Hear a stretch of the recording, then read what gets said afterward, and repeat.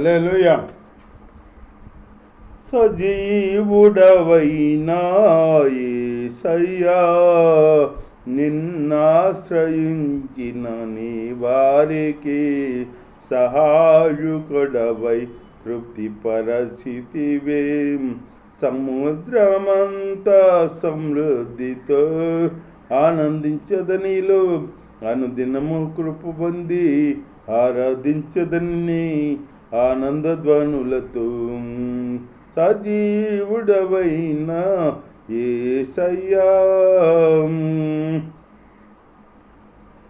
40 ఏండ్లు నీ స్వాస్యమును మోసినది నీవే. నీ కృపకాంతిలో నా చేయి విడువక నడిపించుచున్నది నీవే. 40 ఏండ్లు నీ స్వాస్యమును మోసినది నీవే. నీ కృపకాంతిలో నా చేయి విడువక నడిపించుచున్నది నీవే. పరమరాజ్యములో మహిమతో నింపుటకు అనుగ్రహించితివే.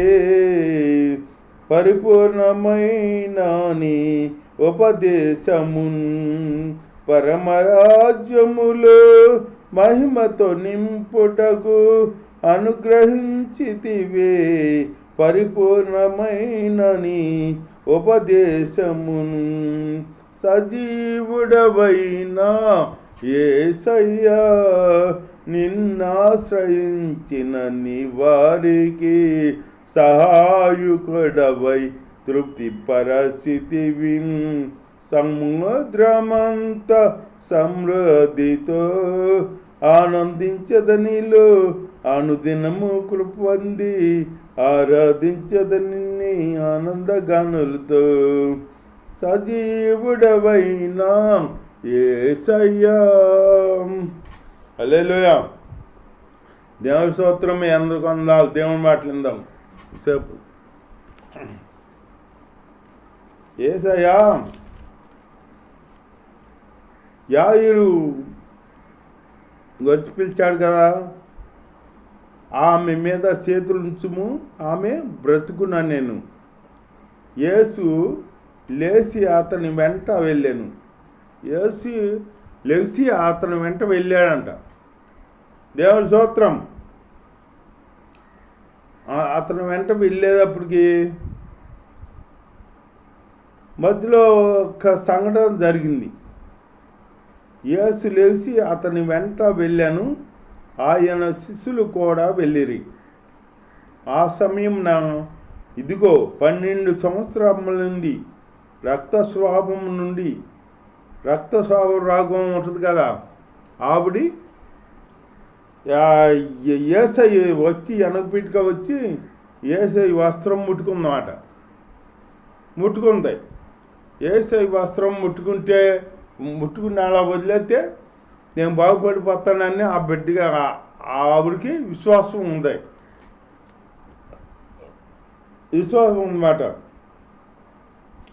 యేసు వెనకకు తిరిగి ఆమెను చూసి, కుమారి, ధైర్యంగా ఉండుము, నీ విశ్వాసము నిన్ను బాగుపరిచాను అన్నాడు.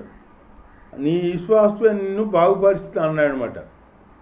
ఇప్పుడు వాళ్ళు చూడు, పాస్టర్లే ప్రార్థన చేస్తే ఏదైనా కార్యం జరిగిందనుకో, నా వల్లే జరిగింది నీకు కార్యం, నా వల్ల నీకు ఎంత కార్యం జరిగింది, గొప్ప కార్యం జరిగింది, నన్ను సన్మానించి అంటారు ఒకళ్ళుంటే. అది పాస్టర్ వల్ల మన వల్ల ఏం జరగదు, అది యేసయ్య వల్ల జరుగుద్ది మాట. ఏ కార్యం అన్నా జరిగిందంటే యేసయ్య గురించే జరుగుద్ది మాట. అప్పుడు యేసయ్య చెప్పాడు. యేసయ్య ముందన్నాడు, ఎవరో నన్ను ముట్టారంటే ఈ పేతురు అంటాడు. పేతురు ఉంటాడు కానీ నీటికి ఆయన శిష్యుడు పేతురు. మేమందరూ కిక్కిరిస్తుంటే అందరం ఉన్నాము, మీద పడ్డారని అంటావు ఏంటి యేసయ్య, నువ్వు అనాలని కాకపోతే అన్నాడు. కాదు, నన్ను రోగం కలిగిన వాళ్ళు ఎవరో ముట్టారో నా ప్రభావం వెళ్ళిపోయింది అని చెప్పాడు. అప్పుడు ఆవిడ వచ్చి ఎనపిట్టుకోబోలిగి వణుక్కుంటూ వచ్చి, ప్రభువా నేనే, నాకు ఎటువంటి వ్యాధి ఉందే, ఇటువంటి రోగం ఉందే, రక్త రోగం ఉందే, ఈ రోగం వల్ల నన్ను వేరు పెట్టేశారు, ఊరు అందరు కుటుంబం కాడ భర్త పిల్లలు కాడ వేరు పెట్టేశారంట. ఊళ్ళో అన్ని హాస్పిటల్లో తిరిగింది, డబ్బులంతా అవి చేసుకుందంట. అక్కడ ఉంది, డబ్బులన్నీ అవి చేసుకుని చివరికి యేసయ్య స్పష్టపడతాడని తెలుసుకుని వెనకబీటికి వచ్చింది. వెనకబీటికి ఎందుకు వచ్చింది? ఆ రోజుల్లో దినాల్లో వ్యాధున్న వాళ్ళు ఊర్లోకి రానిచ్చేవాళ్ళు కాదంట. వస్తే రాళ్ళతో కొట్టి చంపేస్తారని ఇవిడ ఆలోచన చేసి వాళ్ళ వెనకాలుగా మెల్లకుండా వచ్చి వేసేసి చెంగు వస్త్రం ముట్టుకుందంట. ముట్టుకుంటే శ్వాస కలిగింది, రక్తం కట్టేటప్పటికి అని చెప్పేటప్పటికి అప్పుడు వేసే అన్నాడు, నా కుమారి నీ విశ్వాసమే నేను స్పష్టపడుతుంది అన్నాడు. చేసే నేను చేశాను, నా వల్ల స్పష్ట కలిగింది నీకు అందులో, నీ విశ్వాసమే నిన్ను స్పష్టపడింది అన్నాడు మాట. దేవుడి స్తోత్రం. ఆవిడ విశ్వాసమే ఆవిడని స్పష్టపరిచింది అన్నాడు దేవుడు. అలా అనాలి. ఒక్కొక్కరు అట్ట కాదు. ఇప్పుడు పాస్టర్లు ఏమంటారు, ఒక్కొక్కరు ఏమంటారు, నా వల్లే నువ్వు విశ్వాసగాడు ఏమంటారు, నా వల్లే నువ్వు రక్షణ పొందావు, నా వల్లే ఇచ్చేస్తున్నాం వాళ్ళ మనం రక్షణ పొందాం. అది దేవుడు అన్నది ప్రణాళిక. అది మనం ఎప్పుడు రక్షించబడాలో దేవుడు కృప మనల్ని ఆవరిస్తే మనం రక్షణ పొందుతాం వెళ్ళి. దేవుడు చేసే కార్యం. మనుషులేమో నా వల్ల జరిగింది, నీ వల్ల జరిగింది అనుకుంటారు. ఎవరిలో జరగదు. అక్కడి నుంచి అట్లా వీళ్ళు చర్చ జరుగుతుంటే అప్పుడు యాయిరు ఉన్నాడు కదా, సమాజ మంది అధికారి, ఆ ఇంటికాడ నుంచి ఒక ఇద్దరు వచ్చారు. ఆ ఇంటికాడ నుంచి ఇద్దరు వచ్చారన్నమాట. వచ్చేటప్పటికి వాళ్ళేమో రాండి, నీ కూతురు చనిపోయింది కదా, తీసుకెళ్ళిపోదాం రామంటున్నారు వాళ్ళు. ఈయనేమో వాళ్ళంక చూస్తాడు, ఈయనంక చూస్తాడు. నన్ను చేసే అన్నాడు, నువ్వు విశ్వాసం మట్టుకు ఉంచు, కార్యం చూస్తావు అన్నాడు. అతను వాళ్ళంక చూసి వీళ్ళంక చూసి ఈయనంక చూసి వాళ్ళంక చూసి ఆఖరికి ఈయన దగ్గరే ఉండిపోయాడు, ఏసై దగ్గర. దేవుడి స్తోత్రం. అప్పుడు ఏసైని తీసుకెళ్ళాడు ఇంటికి తీసుకెళ్తే అందరు కూర్చుని ఏడుతున్నారు. మరి చనిపోయినప్పుడు అందరు కూర్చుని ఏడుతారుగా. అందరు కూర్చుని ఏడుతుంటే ఏసై అన్నాడు, ఆ గొల్లు చేసే వాళ్ళందరినీ బయటకు పంపుదాం అన్నాడు. ఆవిడ చనిపోవాలా, మీరు ఎందుకు ఏడుతారా, ఆవిడ నిద్రపోతుంది అన్నాడు. అంటేను వాళ్ళు అన్నారు, ఈ బిడ్డ చనిపోవలేదు అంటాడేంటి, ఈయన ఎవరో నిద్రపోతుంది అంటాడేంటి, ఇవి చనిపోయి 2-3 గంటలు అయ్యింది, మనం అందరం చూసాము, మనం అందరం బయట పెట్టి ఎడుతాం కదా అని అన్నారు. అని యేసయ్యని ఎగతాళి చేశారు.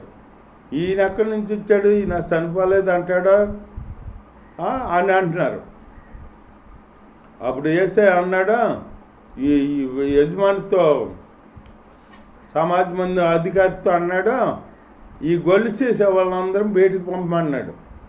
గొల్లు చేసేవాళ్ళు అంటే ఏడ్చేవాళ్ళు. వాళ్ళందరం బయటికి పంపమంటే అప్పుడు ఆ వాళ్ళందరం బయటికి పంపాడన్నమాట ఆయన. పంపితే అప్పుడు అతను లోపలికి తీసుకెళ్ళి అప్పుడు యేసయ్య ఆ పిల్లన్న ఆ మంచం దగ్గరికి వెళ్ళి కూర్చుని ప్రార్థన చేసి తప్తి కుమ్మి లెగుమన్నాడు అన్నమాట. తప్తి కుమ్మి లెగుమంటే చిన్నదానా లెగమని ఆవిడ లేచిపోయింది. నిద్ర అవుతుంది అన్నాడు కదా, ఆ నిద్రలో అంత లేచిపోయింది. అలా అందరు చూసి ఆశ్చర్యపోయాడు. ఈ నెవలో వచ్చి నిద్రపోతుంది, చనిపోలేదు అన్నాడు అంటే, అట్లాగే ఈ నిద్రపోయిన మనిషిలాగా లెగిసిపోయింది ఆ మనిషి, ఆ బిడ్డ, చనిపోయిన బిడ్డ లెగిసిపోయింది. నిద్రపోయిన మనిషి లెగిసినట్టు లెగిసిపోయింది ఏంటి? ఇది గొప్ప కార్యం లేకుండా, ఇది ఎప్పుడు మేము చూడలేదు అని అనుకుంటున్నారు వాళ్ళు. ఎప్పుడు చూడలేదని చెప్పుకుంటున్నారు అన్నమాట. ఈయన ఎవరో ఈయన గొప్ప కార్యాలు చేస్తున్నాడు అని చెప్పుకున్నారు అన్నమాట. యేసయ్య గొప్ప కార్యాలు చేసేవాడని తెలిసిన వాళ్ళకి వాళ్ళు వస్తారు వేసే దగ్గర. వీళ్ళు ఏంటంటే లోకంలో ఉన్నవాళ్ళు కదా, వీళ్ళకి తెలియక ఈ నెవలని అనేవాళ్ళు ఆ శిష్యులే అన్నారు. ఒకసారి సముద్రంలో ప్రయాణం చేస్తుంటే యేసయ్య అమరంలో పడుకున్నాడంట. ఈ శిష్యులందరూ నుంచుని ఇక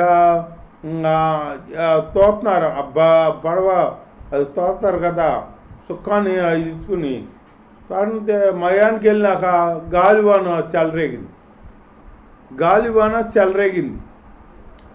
చెలరేగేటప్పటికి వీళ్ళు తెడ్లు వేస్తున్నారు కానీ ఆ పడవ ఆగుతుల్లా, పడుతుల్లా.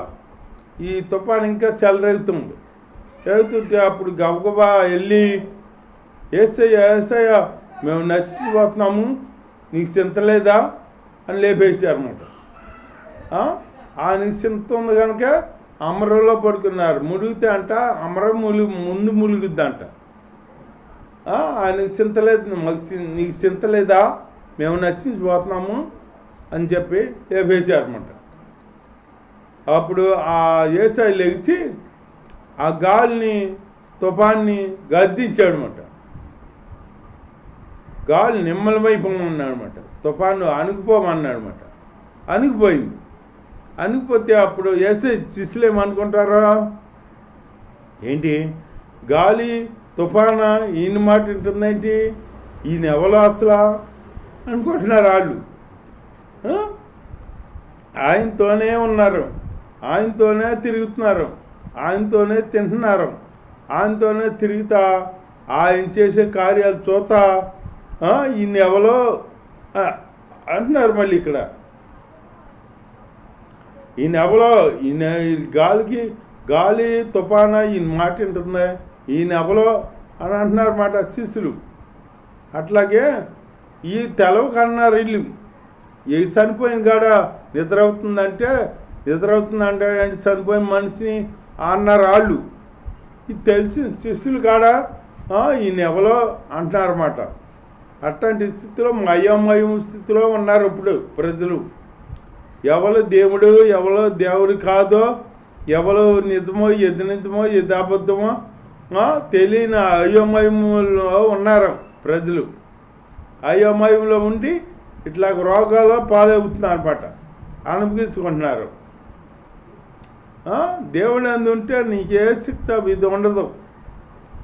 దేవుని అందు లేకే నువ్వు అనుభవించుకోవాల్సి వస్తుంది.